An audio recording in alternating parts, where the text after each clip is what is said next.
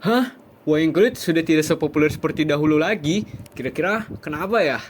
Oke, jadi kemarin malam gue habis video callan sama temen gue. Gue ngajakin temen gue ke Museum Nasional. Ya karena Museum Nasional udah dibuka lagi kan. Tapi, lu tahu gak sih jawaban itu kayak apa? Hah? Wayang? Yang masih zaman, Don? Gue situ langsung kayak, hah? Wayang udah gak sepopuler seperti dahulu lagi emangnya? Padahal kan wayang sekarang-sekarang juga masih ada kan? Sayang sekali nih padahal. Wayang itu kan sudah dinobatkan sebagai salah satu warisan Nusantara kan? Nah selain itu juga dia itu udah dijadikan kalau nggak salah itu jadi World Heritage yang dinobatkan sama UNESCO pada tahun 2003. Cukup sayang sekali kan. Sebagai salah satu warisan budaya yang kaya akan nilai-nilai filosofis dan sejarah, kini menghadapi tantangan dalam mempertahankan popularitasnya di tengah modernisasi dan perkembangan teknologi. Meskipun pernah menjadi bagian tak terpisahkan dari kehidupan masyarakat, khususnya di Jawa, kini wayang semakin jarang diminati oleh generasi muda. Kenapa bisa begitu ya? Coba mari kita mulai dari awal. Wayang kulit adalah salah satu bentuk seni pertunjukan tradisional yang sangat terkenal di Indonesia, khususnya di Jawa dan Bali.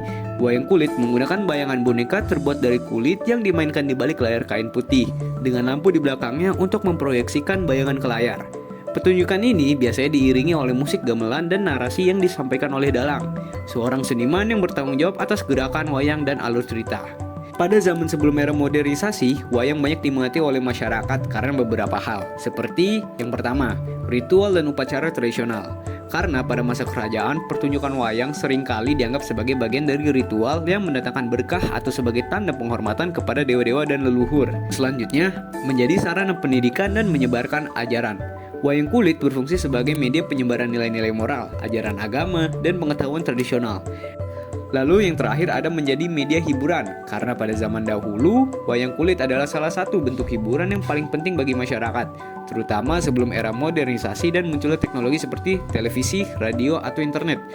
Sayangnya, di era modern ini seni pertunjukan wayang kulit sudah mulai jarang diminati karena harus bersaing dengan hiburan modern yang lebih mudah diakses seperti YouTube dan lain-lainnya. Sebagai penerus bangsa, solusi yang diberikan untuk melanjutkan pertunjukan wayang kulit adalah ikut berkembang dalam modernisasi, seperti halnya membuat menjadi animasi dan mengubah penggunaan bahasa yang lebih mudah dipahami oleh anak-anak muda. Dengan hal seperti itu, wayang kulit dapat lebih mudah diterima dan diminati oleh generasi muda tanpa kehilangan esensi dan nilai budayanya. Hal tersebut sudah dilakukan oleh salah satu studio di Indonesia yang bernama Desa Timun. Jadi Desa Timun ini menggunakan teknik animasi yang dinamakan Aniwayang. Jadi Aniwayang ini adalah campuran antara penggunaan wayang dan juga penggunaan digital. Nah, sebagai warisan budaya yang sudah dinobatkan menjadi World Heritage, kita sebagai generasi muda ini harus atau wajib bahkan untuk melanjutkan budaya tersebut. Nah, dengan cara seperti hal-hal yang tadi sudah disebutkan. Dengan hal yang seperti itu, generasi-generasi bawah kita ini bisa menikmati juga tentang wayang kulit. Nah, jadi kira-kira teman-teman kaget gak sih kalau misalnya